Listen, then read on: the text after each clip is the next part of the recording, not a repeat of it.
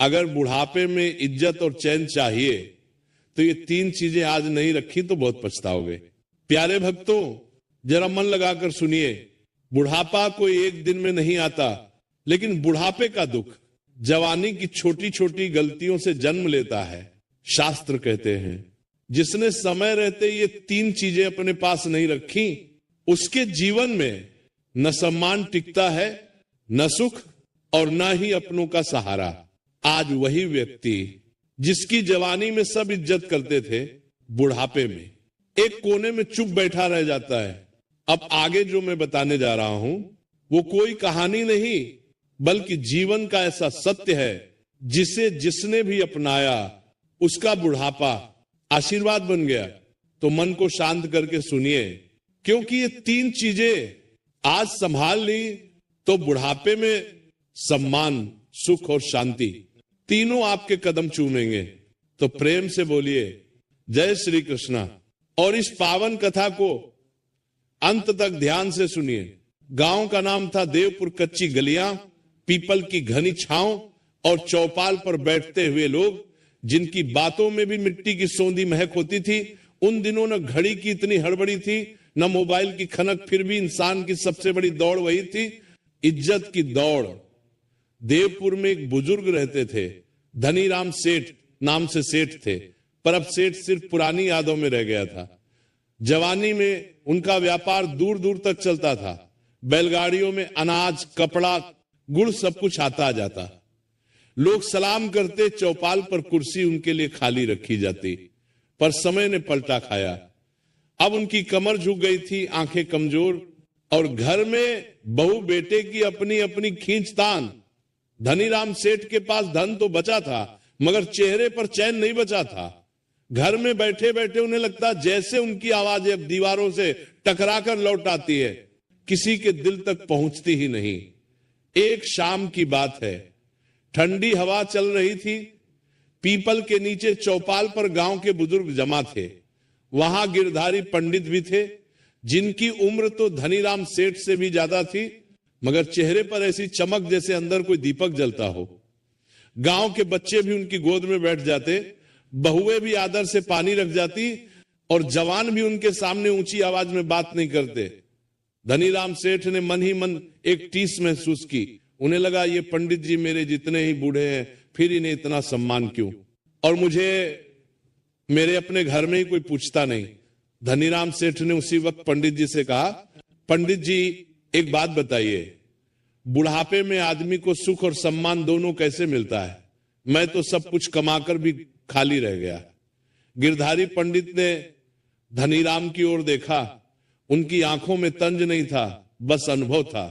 उन्होंने धीरे से कहा, सेठ जी, सुख और सम्मान बुढ़ापे में नहीं कमाया जाता, वो तो जवानी में बोया जाता है। बुढ़ापा सिर्फ फसल काटने का समय है। धनीराम सेठ ने बेचैनी में पूछा, तो फिर बोना क्या चाहिए था? पंडित जी ने पीपल की जड़ की ओर इशारा किया। देखिए, इस पेड़ को, इसकी जड़ें जितनी मजबूत, पेड़ उतना स्थिर। इंसान की भी 3 जड़ें होती हैं। जो ये 3 चीजें अपने पास रख ले, बुढ़ापे में उसे कोई हिला नहीं सकता, ना घर, ना दुनिया, ना समय। धनीराम सेठ जैसे चौकन्ने हो गए। कौन सी 3 चीजें? पंडित जी ने उंगलियां गिननी शुरू की, धीरे, बिल्कुल वैसे जैसे कहानी खोली जाती है। पहली अच्छा नाम, दूसरी अपना हुनर, तीसरी अपना सच्चा साथी। यानी ऐसा संबंध जो स्वार्थ से नहीं, अपनेपन से चलता हो। धनीराम सेठ ने हंसकर कहा, पंडित जी, नाम तो मेरा भी है, लोग जानते हैं मुझे। पंडित जी ने सिर हिलाया। लोग जानना और लोग मानना 2 अलग बातें हैं सेठ जी। नाम वही अच्छा होता है जो पीछे से भी आदर से लिया जाए और सामने भी डर से नहीं, सम्मान से बोला जाए। धनीराम सेठ की हंसी रुक गई। उनके भीतर कहीं कुछ चुभ गया। पंडित जी ने आगे कहा, आपको मैं एक किस्सा सुनाता हूं। पुरानी बात है, जब मैं जवान था, हमारे गांव में एक बनिया था हरिराम, बड़ा धनवान, पर कंजूसी ऐसी कि दिया भी दूसरों के घर के उजाले में जलाए, किसी की मदद न करे, किसी की बात न सुने। जब भी कोई दुखी आता कहता, मेरे पास फुर्सत नहीं, जाओ। चौपाल पर बैठे लोग ध्यान से सुनने लगे। बच्चे भी शांत हो गए। समय बीतता गया। हरिराम बूढ़ा हुआ, धन रहा, गोदाम रहे, पर घर में शांति नहीं रही। बेटों में झगड़े, बहुओं में ताना। एक दिन हरिराम बीमार पड़ा। गांव के वैद्य को बुलाने के लिए नौकर भागा, मगर वैद्य ने कहा, जिसने कभी किसी की मदद नहीं की उसके लिए मैं अपनी दुकान क्यों बंद करूं। धनीराम सेठ ने बीच में कहा, वैद्य ने ऐसा कहा? पंडित जी ने गंभीरता से कहा, हां, क्योंकि हरिराम ने अच्छा नाम नहीं रखा था, उसने सिर्फ पैसा रखा था। पैसा तो तिजोरी में रहता है, पर नाम लोगों की जुबान में रहता है, और बुढ़ापे में सहारा तिजोरी नहीं जुबाने देती है। धनीराम सेठ का गला सूख गया। उन्हें अपने जीवन के कई दृश्य याद आने लगे। कितने लोगों को उन्होंने बस काम के लिए अपनाया, कितनों को उन्होंने हल्के में लिया, कितने मजदूर जिनके हिस्से का पैसा रोक लिया था। पंडित जी ने दूसरा उंगली उठाई। दूसरी चीज हुनर। बूढ़े होने पर सबसे पहले आदमी की ताकत जाती है, फिर उसकी हैसियत। पर अगर आदमी के हाथ में हुनर हो तो वो किसी पर बोझ नहीं बनता। धनीराम सेठ ने धीमे स्वर में कहा, हुनर तो कारीगरों के पास होता है पंडित जी, मेरे पास तो बस व्यापार था।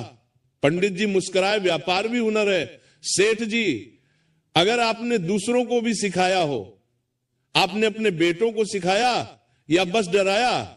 आपने अपने नौकरों को आगे बढ़ाया या उन्हें दबाया? जो आदमी अपना हुनर बांटता नहीं, उसका हुनर उसके साथ ही बूढ़ा हो जाता है। अब चौपाल पर सन्नाटा था। धनीराम सेठ की आंखें नीचे झुक गईं। उन्हें याद आया, उनका बड़ा बेटा कहता था, बाबूजी मुझे हिसाब किताब सिखा दीजिए, और वे टाल देते थे, अभी बच्चे हो, बाद में कभी आया ही नहीं। पंडित जी ने तीसरी उंगली उठाई। तीसरी चीज सच्चा साथी। ये जरूरी नहीं कि वो पत्नी ही हो, भाई ही हो, बेटा ही हो। सच्चा साथी वह है जो आपके बुढ़ापे में आपकी बात सुने, आपके डर को समझे और आपको अकेला न महसूस होने दे। धनीराम सेठ ने एक लंबी सांस ली। मेरे घर में तो लोग हैं, फिर भी मैं अकेला हूं। पंडित जी बोले, क्योंकि घर में लोग होना और दिल में जगह होना दो अलग बातें हैं। आपने जिंदगी भर रिश्तों को आदेश से चलाया, अपनापन से नहीं। अब बुढ़ापे में आदेश नहीं चलता। सेठ जी सिर्फ अपनापन चलता है। धनीराम सेठ के होंठ काम गए। शायद पहली बार उन्हें अपने भीतर की सच्चाई का स्वाद कड़वा लगा। उसी वक्त चौपाल के कोने से एक आवाज आई। ये गांव का पोस्टमैन मंगतराम था, जो हांफता हुआ आया और बोला, सेठ जी, आपके शहर वाले बेटे का खत आया है। धनीराम सेठ ने कांपते हाथों से खत लिया। ऊपर लिखा था, जरूरी बात। धनीराम सेठ ने कांपते हाथों से खत लिया। उनकी धड़कन तेज हो गई। उन्होंने खत खोला और पढ़ते पढ़ते उनका चेहरा पीला पड़ गया। गिरधारी पंडित ने पूछा, क्या लिखा है? धनीराम सेठ ने भारी आवाज में कहा, लिखा है, वो शहर में कर्ज में डूब गया है और वो चाहता है कि मैं खेत बेच दूं जल्दी, नहीं तो वो वापस गांव नहीं आ पाएगा। चौपाल पर जैसे हवा भी रुक गई। धनीराम सेठ का हाथ कांप रहा था और उसी पल उन्हें पंडित जी की तीन बातें, अच्छा नाम, हुनर, सच्चा साथी, तीनों एक साथ याद आ गई। धनीराम सेठ ने धीरे से कहा, पंडित जी, अब बताइए, इतने साल बाद मैं ये तीन चीजें कैसे रखूं, कैसे बचाऊं, कैसे बनाऊं? गिरधारी पंडित ने धनीराम सेठ की आंखों में देखा और बोले, सेठ जी, शुरुआत आज से होगी, लेकिन आज जो फैसला आप लेंगे वही तय करेगा कि आपका बुढ़ापा सम्मान पाएगा या अपमान। धनीराम सेठ ने खत को फिर देखा। खेत बेच दे या बेटे को मना कर दे या कोई तीसरा रास्ता जो उनके टूटे रिश्तों को भी जोड़ दे और उनके नाम को भी बचा ले। पीपल के पत्ते सरसराए जैसे समय खुद कह रहा हो, अब बोलो सेठ, क्या करोगे? धनीराम सेठ देर तक खत को देखते रहे। फिर उन्होंने उसे मोड़कर अपनी धोती के पल्लू में रखा और बिना किसी को जवाब दिए घर की ओर चल दिए। रास्ते भर उनके कानों में गिरधारी पंडित के शब्द गूंजते रहे, बुढ़ापा सम्मान से कटेगा या अपमान से, ये आज के फैसले से तय होगा। घर पहुंचे तो आंगन में बहू चूल्हे पर रोटी सेंक रही थी। धनीराम ने पानी मांगा। बहू ने बिना देखे लोटा बढ़ा दिया, जैसे कोई औपचारिकता निभा रही हो। धनीराम ने पानी पिया और पहली बार नरमी से कहा, बहू थक जाती होगी, आज मैं खुद कुएं से पानी भर लाऊंगा। बहू चौंक कर उनकी तरफ देखने लगी जैसे उसने गलत सुन लिया हो। उसी समय छोटा पोता मिट्टी में खेलता हुआ आया। धनीराम ने उसे पास बुलाया, सिर पर हाथ रखा और बोले, कल से तू मेरे साथ बैठा करेगा, मैं तुझे हिसाब लिखना सिखाऊंगा। बहू की आंखों में थोड़ा सा भाव बदल गया। घर का माहौल जैसे पहली बार कुछ हल्का हुआ। धनीराम फिर अंदर गए। उन्होंने संदूक खोला, पुराने कागज, बही खाते और एक थैली में कुछ सिक्के। उन्होंने कागजों को देखकर मन ही मन फैसला कर लिया, खेत एकदम नहीं बिकेंगे। अगर बेटे को बचाना है तो ऐसा रास्ता चाहिए जिसमें नाम भी बचे और घर भी न टूटे। वे सीधे चौपाल गए। गिरधारी पंडित वहीं बैठे थे। धनीराम ने उनके चरण छुए और बोले, पंडित जी, मैंने सोचा है मैं खेत बेचकर बेटे को पैसा भेज दूं तो लोग कहेंगे सेठ डर गया, और मैं न भेजूं तो मेरा बेटा टूट जाएगा। बताइए बीच का रास्ता क्या है? पंडित जी ने शांत स्वर में कहा, बीच का रास्ता वही है जो आपकी 3 जड़ों को मजबूत करे। अपने नाम के लिए सच बोलिए, अपने हुनर के लिए जिम्मेदारी लीजिए और अपने संबंध के लिए अहंकार छोड़िए। धनीराम ने गांव के पंचों को बुलाया। सब इकट्ठा हुए तो धनीराम ने साफ कहा, मेरा बेटा कर्ज में फंस गया है। मैं खेत नहीं बेच रहा, पर अपनी दुकान का पुराना बकाया जो लोगों का मेरे ऊपर निकलता है पहले वो चुकाऊंगा। फिर गांव के 2 ईमानदार लोगों के साथ शहर जाकर बेटे का हिसाब देखूंगा। अगर कर्ज सही हुआ तो मैं अपनी दुकान की आधी हिस्सेदारी गिरवी रखकर उसे संभालूंगा, पर खेत और घर की जड़ नहीं काटूंगा। पहली सीख, सिर्फ पैसा नहीं, अच्छा नाम कमाइए। लोगों का हक समय पर देना, सच बोलना और मदद करना, यही बुढ़ापे में असली इज्जत बनता है। दूसरी सीख, अपना हुनर अपने तक सीमित मत रखिए। जो ज्ञान कौशल आप जानते हैं उसे बच्चों और लोगों में बांटिए ताकि आप कभी बोझ न बने और आपकी कद्र बनी रहे। तीसरी सीख, रिश्तों में आदेश नहीं, अपनापन रखिए। बुढ़ापे में वही साथ देता है जिसे आपने सम्मान, सुनवाई और भरोसा दिया हो।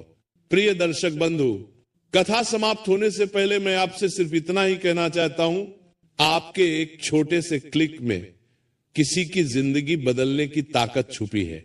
हम इस चैनल से जो भी कमाई होती है उसका हर हिस्सा एक इंसान, एक पशु पक्षी और एक जीव जंतु की सेवा में लगाया जाता है।